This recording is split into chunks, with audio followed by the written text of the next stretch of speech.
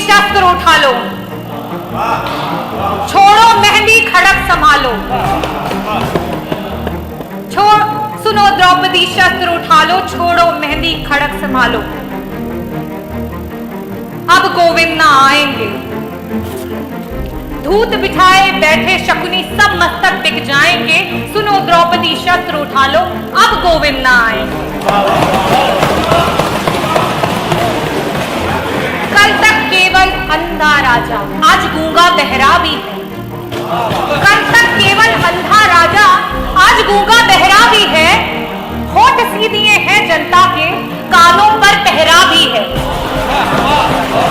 तुम ही कहो ये अश्व तुम्हारे, किसको क्या समझाएंगे।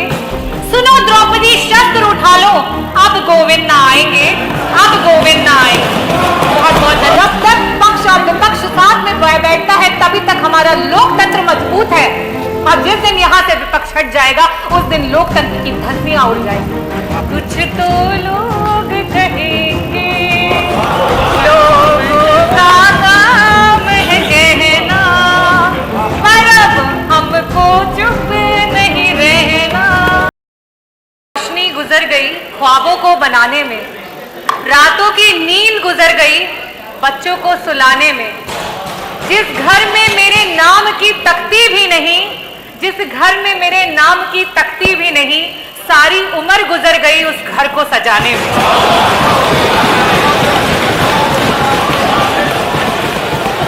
आदरणीय अध्यक्ष महोदय, आज आजादी के 75 वर्षों में पहली बार देश की सबसे बड़ी सदन उत्तर प्रदेश की सदन में सिर्फ और सिर्फ महिला विधायकों को बोलने का आपने अवसर दिया। मैं उसके लिए आपको हृदय से धन्यवाद करती हूँ। मैं धन्यवाद करना चाहूंगी समाजवादी पार्टी के राष्ट्रीय अध्यक्ष श्री अखिलेश यादव जी का, आदरणीय डिंपल भाभी का, जिनकी प्रोग्रेसिव सोच के कारण आज विपक्ष में होने के बावजूद भी अगर हम रेशियो निकाल लें तो जो महिला जनप्रतिनिधि हैं उनका रेशियो पक्ष के समान है। मैं धन्यवाद करना चाहूंगी हमारी समाजवादी पार्टी की सोच को, जो सोच कहती है कि नेतृत्व का कोई जेंडर नहीं होता, नेतृत्व का होता है एक विचार, एक सोच, एक विचारधारा जिससे आप लोगों को खुद से जोड़ते हैं। राम मनोहर लोहिया जी ने कहा था, देश का विकास तभी होगा जब देश में नारी का विकास होगा, जब नारी विकास करेगी तभी देश का विकास होगा। आज से कई सालों पहले जब अध्यक्ष जी आप, मेरे पिता, उनके सहपाठी जब स्कूल में जाया करते थे तो वहां पे पढ़ाया जाता था कि 3 प्रकार के देश होते हैं, विकसित देश, विकासशील देश और अविकसित देश। और तब वो अपने अभिभावकों से पूछते थे कि हमारा देश विकासशील की श्रेणी में आता है, ये कब तक विकसित हो जाएगा। तो उन्हें कहा जाता था कुछ नहीं, आज से 8-10 सालों में हमारा देश विकसित हो जाएगा। अध्यक्ष जी, आपके बाद हमने भी स्कूल की पढ़ाई की, हमने भी स्कूल जाना शुरू किया और हमें भी वही पढ़ाया गया, और हमने भी जब ये पूछा सवाल तो हमें भी वही उत्तर मिला। आज एक नई जनरेशन स्कूल जाने को तैयार है, लेकिन आज ये देश अपना जवाब नहीं बदल पाया है। क्या हमने कभी इस बात पे मंथन किया है? आज ये जो स्पेशल सेशन बुलाया गया है, ये सत्र ही उसका जवाब है कि आज जो हम 403 विधायकों में सिर्फ और सिर्फ 47 महिला विधायक हैं, वो उसका जवाब है कि जिसकी वजह से आज हमारा देश विकासशील से विकसित देश नहीं हो पाया है।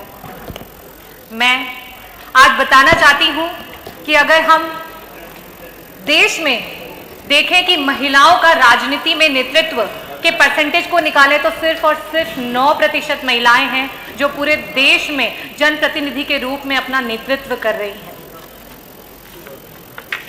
और इस आंकड़े को अगर हम किसी भी डेवलप कंट्री से कंपेयर करें तो वहां पे जो देश विकसित हो चुके हैं उसका कारण भी हमें साफ साफ समझ में आ जाता है कि वहां पे अगर राजनीति में महिलाओं का अगर हम देखें कि क्या कंट्रीब्यूशन है तो वो 30% तक पहुंच चुका है।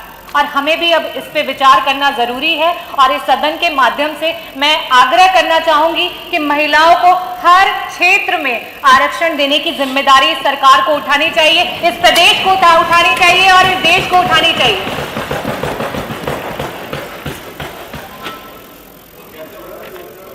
बाबा भीमराव अंबेडकर जी ने कहा था कि मैं किसी भी समाज की जो प्रगति है उस समाज की महिलाओं की प्रगति से मापता हूं। और आज मैं एक ग्रामीण अंचल से आती हूं और जब वहां पे हम अपनी दलित समाज की बहनों को देखते हैं तब हमें ये महसूस होता है और साथ में बहुत ग्लानि भी होती है कि आज हमारा देश कहां पे है, आज क्या कारण है कि हमारा देश आगे नहीं बढ़ पा रहा है। चाहे राजनीतिक क्षेत्र हो या सामाजिक क्षेत्र हो, चाहे एक माँ हो या बहन हो या पत्नी हो या बेटी हो, अधिकांश जगह में भारत देश में हमें निर्णय लेने की आजादी नहीं। आज जब महिलाएं राजनीति में आना चाहती हैं तो कई प्रकार की कठिनाइयों का सामना करना पड़ता है। और उस पर एक छोटा सा शेर है जो मैं बोलना चाहूंगी। कौन बदन से आगे देखे औरत को, सबकी आंखें गिरवी हैं इसी नगरी में।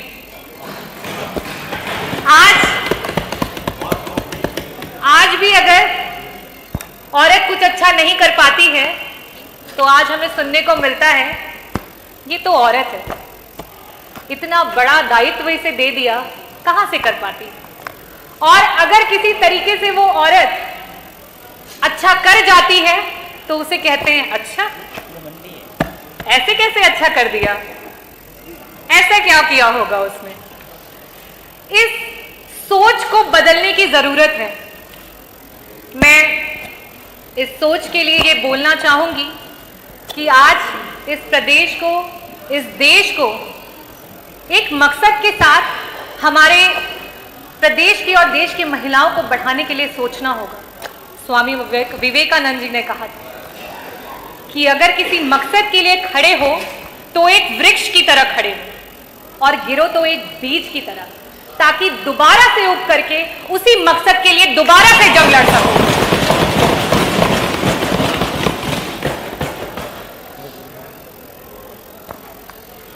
मैं अध्यक्ष जी आपसे कहना चाहती हूं, हमें स्पेशल अपॉर्चुनिटीज, स्पेशल सेशंस नहीं चाहिए। आज 5 दिन के सत्र में एक दिन सिर्फ और सिर्फ महिला विधायकों को मिला है। कई सारे लोग होंगे जिन्हें दुख हो रहा होगा, कई सारे लोग हो रहे होंगे जिनको आपत्ति हो रही होगी, लेकिन मैं ये कहना चाहती हूँ कि आज 5 दिन के सदन में हमें एक दिन का मौका मिला है। आप सोचिए, आपको इससे दुख हो रहा है और 75 वर्षों से हम इंतजार कर रहे थे कि हमें ये मौका मिले। 75 वर्षों से हम इंतजार कर रहे हैं। आज भी उत्तर प्रदेश के अलावा बाकी सदन में जहां जहां ये आवाज जाएगी, मुझे लगता है अध्यक्ष जी वहां पर भी इसको शुरू किया जाएगा। और इसके लिए मैं तहे दिल से आपको धन्यवाद करना चाहूंगी, अपने राष्ट्रीय अध्यक्ष जी को धन्यवाद करना चाहूंगी। और मैं ये भी कहना चाहती हूं, जब सदन में महिलाओं को बराबर का हक मिलेगा तभी जाकर के जनपद में जो बैठे हुए अधिकारी हैं वो भी हमें सीरियसली लेंगे। मैं आपको एक घटना बताना चाहती हूँ। मछली शहर विधानसभा, जौनपुर जनपद में 9 विधानसभाएं हैं, उसमें से मैं मछली शहर से विधायक चुन करके आई हूँ, इकलौती महिला विधायक।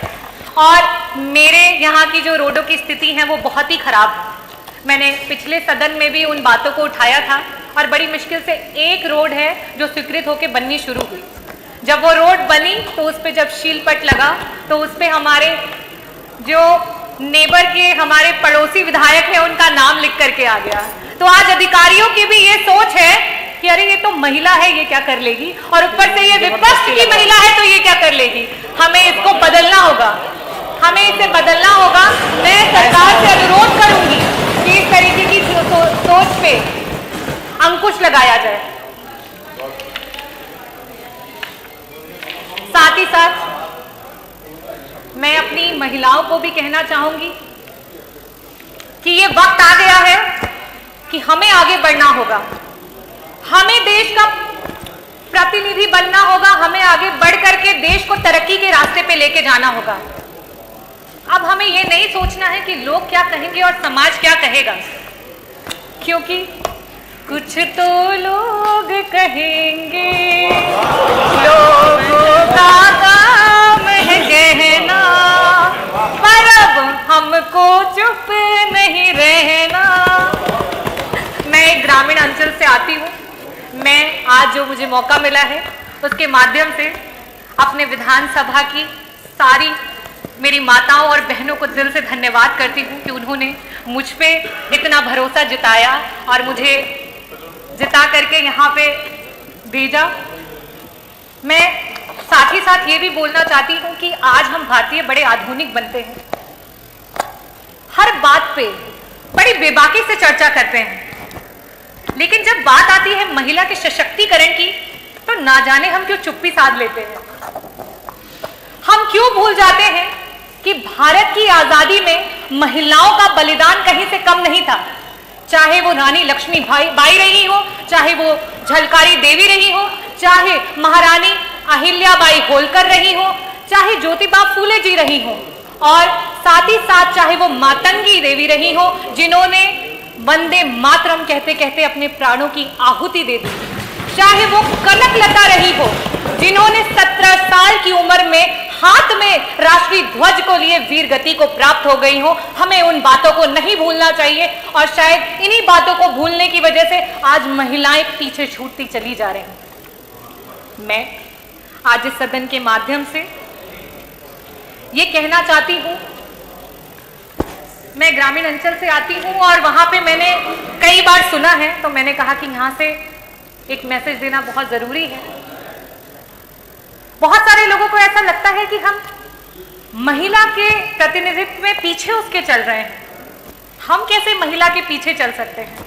तो मैं उन सबको बोलना चाहती हूं कि हम आपको पीछे नहीं चला रहे हैं, हम चाहते हैं आप हमारे बगल में हमारे साथ साथ चलें। अल्बर्ट कामू ने कहा था, I don't want you to lead me, I don't want you to walk behind me, I want you to walk by my side. और यही हमारी सोच है और मैं मानती हूं कि इस सदन में बैठी सारी जितनी भी महिला जनप्रतिनिधि हैं उनकी भी यही सोच है। मैं धन्यवाद करना चाहूंगी आदरणीय मुख्यमंत्री जी को कि जिस दिन मॉनसून का पहला सत्र था उस दिन हमें अंदर नहीं आने दिया। मैं पूछना चाहूंगी हमारी पक्ष के विधायकगण से, दिल पे हाथ रख के बताइए, क्या आपको अच्छा लग रहा था यहाँ की सारी सीटें खाली थी? इस सदन की शोभा तभी तक है जब तक पक्ष और विपक्ष साथ में यहाँ पे बैठता है। जब तक पक्ष और विपक्ष साथ में बैठता है तभी तक हमारा लोकतंत्र मजबूत है, और जिस दिन यहाँ से विपक्ष हट जाएगा उस दिन लोकतंत्र की धज्जियां उड़ जाएंगी।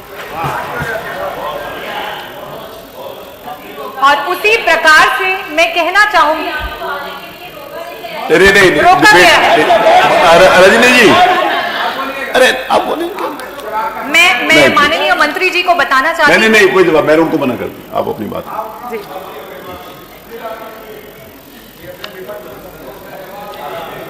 चलिए धन्यवाद, अगर हो गया हो तो। नहीं सर, नहीं हुआ, अभी तो बहुत लंबा है। वो कागज नहीं मिल रहे, धन्यवाद अध्यक्ष जी।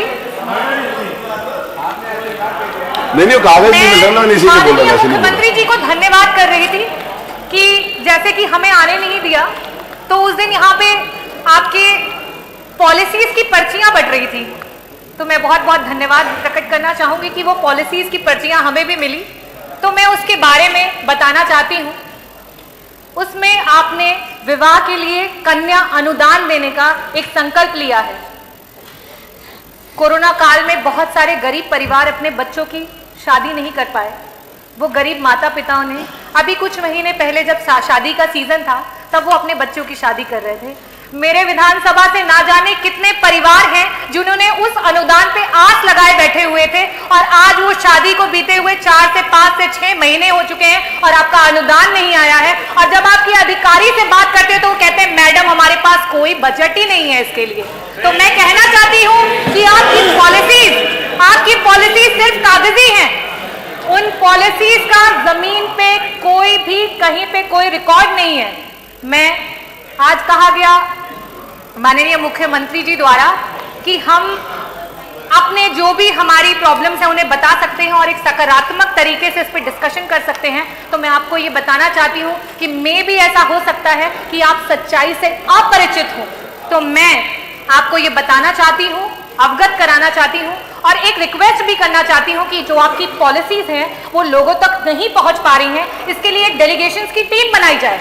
अगर वो महिलाओं के लिए पॉलिसीज है तो उसमें महिला विधायक गण, और आपको जो लगता है कि जो सही रिपोर्ट दे उनको चूज करके आप अपने लोगों की टीम बनाएं, लेकिन कम से कम ये छलावा तो ना दिखाएं कि आपकी इतनी सारी पॉलिसीज हैं जो इतने लोगों को मदद कर रही हैं, क्योंकि अगर हम आज जमीन पे उतर के देखते हैं तो कहीं किसी को मदद नहीं मिलती। मैं मेडिकल प्रोफेशन से बिलोंग करती हूं और मैं आज जो प्रदेश में मेडिकल की स्थिति है उसके बारे में भी आप लोगों को अवगत कराना चाहूंगी। जौनपुर जनपद का जो मेडिकल कॉलेज है उसके बारे में तो कई बार सदन में चर्चाएं हो चुकी हैं कि वहां पे सिर्फ उद्घाटन हुआ है और आज तक कोई काम शुरू नहीं हुआ है। लेकिन साथ ही साथ मैं ये बताना चाहती हूं कि आपकी एक दूसरी पॉलिसी है जिसमें गंभीर बीमारियों में लोग मदद की आस लगा करके रखते हैं। आज मैं इस सदन के माध्यम से आपसे पूछना चाहती हूं, क्या उसका कोई समय निर्धारित किया जाएगा? एक गंभीर बीमारी का व्यक्ति कितने टाइम तक उस अनुदान का वेट करता रहे, कितने दिनों तक उसका वेट करता रहे? आज हम अपने कितने लोगों को इस कारण से खो दे रहे हैं, क्या सरकार उसका जवाब देगी? साथ ही साथ मैं ये भी बताना चाहती हूं कि गंभीर बीमारियों में कैंसर सबसे ज्यादा कॉमन है और कैंसर की ट्रीटमेंट को मैं थोड़ा सा आप लोगों से शेयर करना चाहूंगी कि उसमें सबसे पहले हम एक नियो एडजुवेंट थेरेपी देते हैं, या तो वो कीमोथेरेपी होती है या वो रेडियोथेरेपी होती है। उससे हम कोशिश करते हैं कि वो जो कैंसर का एलिमेंट है वो छोटा हो जाए, वो कंसाइज हो जाए, ताकि कई बार ऐसा भी होता है कि वो उससे ठीक भी हो जाता है पेशेंट, लेकिन कई बार ऐसा होता है कि उससे हम उसको डिजीज को छोटा करके बाद में उसका सर्जिकल इंटरवेंशन करते हैं। आपकी जो अनुदान की नीतियां हैं उसमें 6 महीने का समय लिया जा रहा है। क्या एक कैंसर का पेशेंट 6 महीने तक वेट कर पाएगा कि उसका अनुदान आए तब वो अपनी सर्जरी कराए? मैं आज इस सदन के माध्यम से आप लोगों से अनुरोध करना चाहती हूं कि इस पे संशोधन किया जाए। इस पॉलिसी से जनता की मदद नहीं हो पा रही है, लोगों के पास तक वो मदद नहीं पहुंच पा रही है। थैंक यू डॉक्टर रागिनी, हो गया। गंभीर बीमारियों पर मेरी आंगनबाड़ी की जो सेविकाएं हैं उनके लिए बोलना चाहती हूँ, मेरी जो आशाएं बहनें हैं जिन्होंने कोरोना काल में हमारे ग्रास रूट लेवल पे जाकर के हमारे लोगों की मदद की, जहां ग्रामीण धन्यवाद डॉक्टर रागिनी, नहीं अवेलेबल थे, धन्यवाद, उन्होंने उनकी मदद की। आज वो रोड पे निकली हुई है, आज वो अपने हक की दुहाई मांग रही है, क्या सरकार उनकी मदद करेगी? आज हमारी आंगनबाड़ी की जो महिलाएं हैं वो कह रही हैं कि आपकी,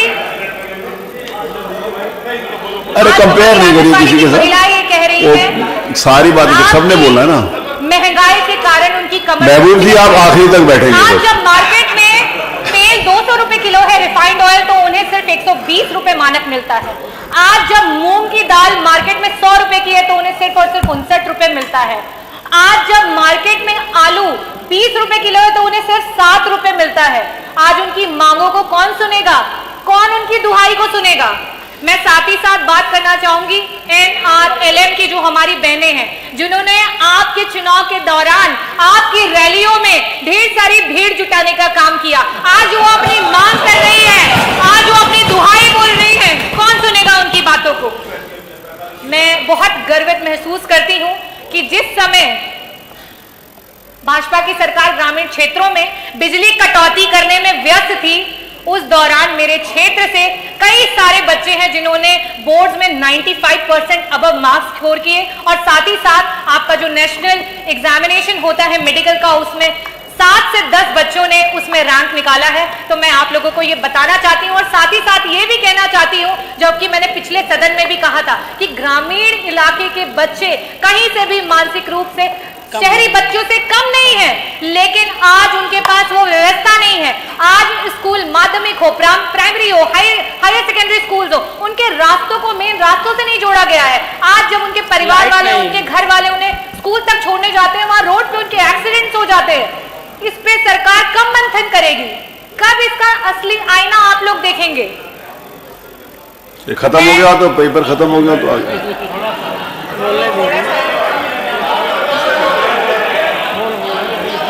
मैं साथ ही साथ बोलना चाहूंगी, ये जीरो टॉलरेंस की सरकार है और आदरणीय हमारे मंत्री जी, संसदीय कार्य मंत्री जी ने कहा था कि जीरो टॉलरेंस की डेफिनेशन ये नहीं है कि कोई अपराध नहीं होंगे। जीरो टॉलरेंस की डेफिनेशन ये है कि सरकार अगर इस तरीके की चीजें होती हैं तो उस पर तुरंत और सख्त कार्रवाई करेगी। लेकिन आज जो मैंने 56 में मांग उठाई उसमें FIR नहीं हुआ और इस तरीके की बहुत सारी केसेस है जिसमें महिलाओं को रात रात भर खाने पे बिठा के रखते हैं और उनकी कोई FIR नहीं लिखी जाती है, कोई मांग को नहीं सुना जाता है। उस पर सरकार कब मंथन करेगी और कब ऐसे लोगों के अगेंस्ट में एक्शंस लिए जाएंगे? साथ ही साथ मैं ये भी कहना चाहती हूं कि शायद आप लोगों को ना पता चल पा रहा हो और फिर से आप सच्चाई से अनजान हो, तो आज थानों पे सिर्फ और सिर्फ वसूली भाई बैठे हैं और रक्षक भक्षक बने हुए हैं। कृपया करके इसका भी निवारण निकाल दें तो मैं बहुत बहुत आभारी रहूंगी आपकी। Thank you. मैं लास्ट में अपने देश की महिलाओं के लिए कुछ चंद लाइनें बोलना चाहूंगी। आप देंगे, वो दे रही है सुझाव, या आप देंगे सुझाव? मैं अपनी देश की महिलाओं के लिए और अपने प्रदेश की महिलाओं के लिए बोलना चाहूंगी। सुनो द्रौपदी शस्त्र उठा लो, छोड़ो मेहंदी खड़क संभालो। सुनो द्रौपदी शस्त्र उठा लो, छोड़ो मेहंदी खड़क संभालो। अब गोविंद ना आएंगे, धूत बिछाए बैठे शकुनी सब मस्तक बिक जाएंगे। सुनो द्रौपदी शस्त्र उठा लो, अब गोविंद ना आएंगे। कल तक केवल अंधा राजा, आज गूंगा बहरा भी है। कल तक केवल अंधा राजा, आज गूंगा बहरा भी है। होठ सी दिए हैं जनता के, कानों पर पहरा भी है। तुम ही कहो ये अश्व तुम्हारे किसको क्या समझाएंगे?